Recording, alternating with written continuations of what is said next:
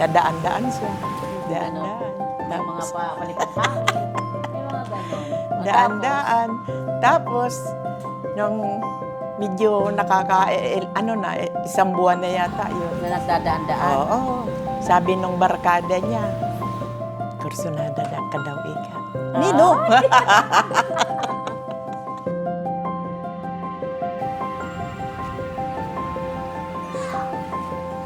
Nag-aaral pa lang ako ng grade 6. Sabi ko, pag may nanligaw sa akin, naglin ng pangalan, sasagutin ko agad. Yan talaga. Eh baka naman doon mo lang nagustuhan si tatay sa pangalan dahil yung panaginip mo yun. Hindi naman, siyempre mararamdaman mo na nai-inlove ka na lang. Pag hindi mo nakikita, parang hinahanap-hanap mo. Letter May sa love kapiraso, letters, so. ipapadala doon sa barkada niya muna. Oo, ganon. Ganun lang. Tapos pagka papasok na ako sa school, nakaabang na doon sa may kanto.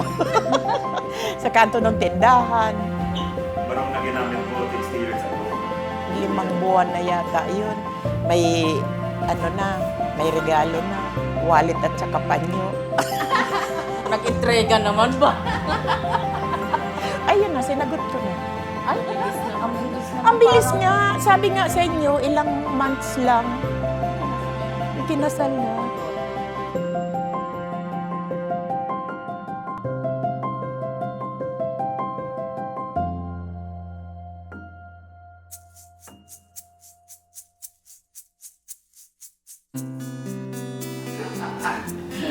Kahit na pumasok kayo sa dalawa rito.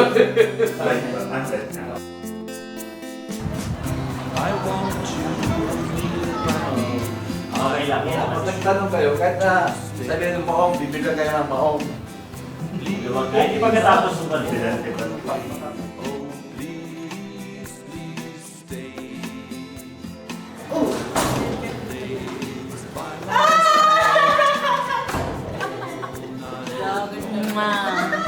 Ayun. Ilang taon kayo nung kinasal? Yan o. 19 lang ako eh. Magsi-16. Ganun dati, no? Babataan dati. Ganun talaga nung panahon. Biglang nakagaw. Doon na lang tayo sa loob mo na Nag-aaral yan. Magkakibay. Ay, dumaan nandun sa bahay namin eh. Ah. Kaya yung pinsan niya, barkada ko. Ah. Kasi doon ako tatambali. Nakikita-kita mo. Ando yung tupadahan eh.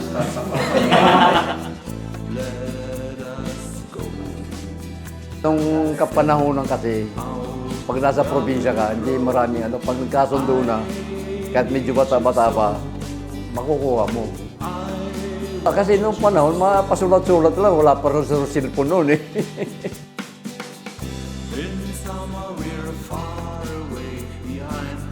Alam mo ang tao, pag ang isang mag-asawa at marunong kayo magbigaya, tatagal talaga kayo. Ako kasi, pag nagalit ako, hindi na maiimig ang misis ko. Pag nagalit siya, hindi na rin ako maiimig. Ang unang namin yan talaga noon, yung nagalit ako sa manok. Kasi sa sabong eh. Dahil nagbatawa na, pinagbabato yung mga plato namin, baso. Cheese dahil cheese. Cheese Escudero. Shades of seasons are gone.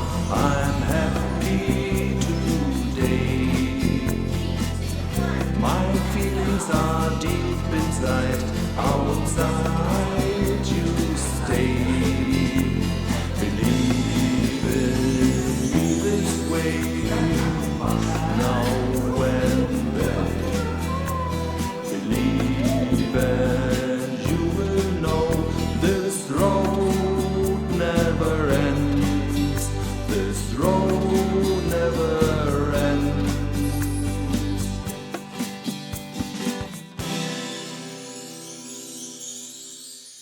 Ano ko na lang, gusto ko na lang yung tuloy-tuloy yung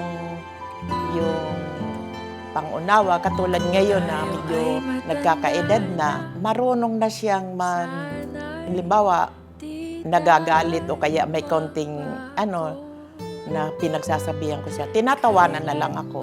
Hindi katulad nung una, pag galit ako, galit din siya.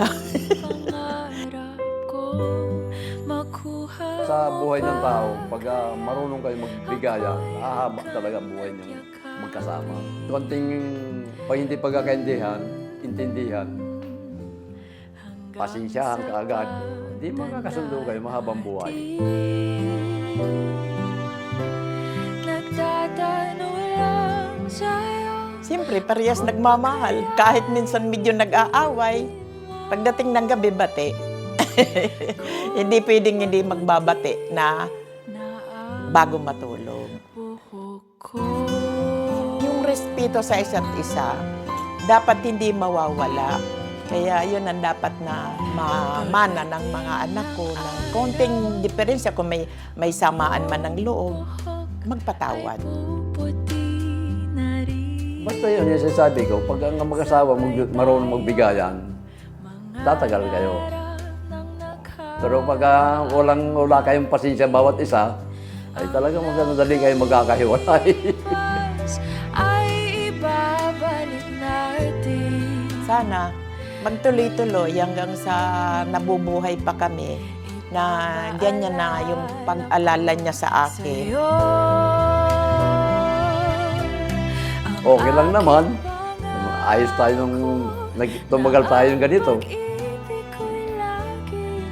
Eh, sino ba mga sa kanila? Ayaw ko sila kung umabot sila ng 50. Pagsasama. Yun. Dapat habang nabubuhay kami, hindi niya makakalimutan na yung pinagsamahan namin sa loob ng 60 years. Na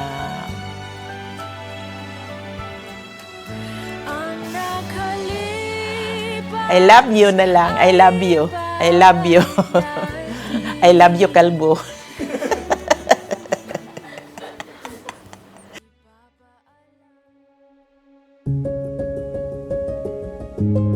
Beloved Glenn and Francisca, we are here today to renew your vow in marriage sa harapan ng iyong mga anak, mga apo, magbunga ng inyong walang kahulilip na pagmamahal at sa harap ng asawa at higit sa lahat sa presensya ng ating Diyos Ama at ng ating Panginoong Hesus at ng Banal na Espiritu na nasa ating kalagitnaan na siyang witness sa inyong katapatan sa bawat isa.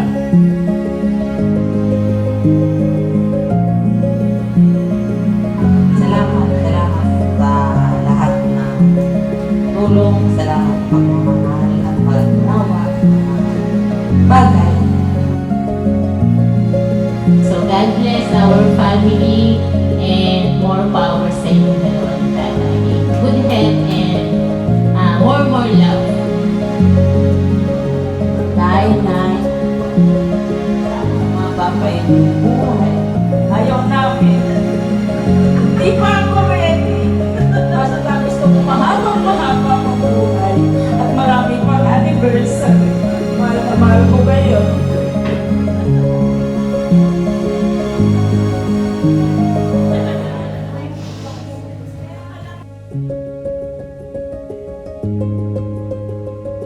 Thank you.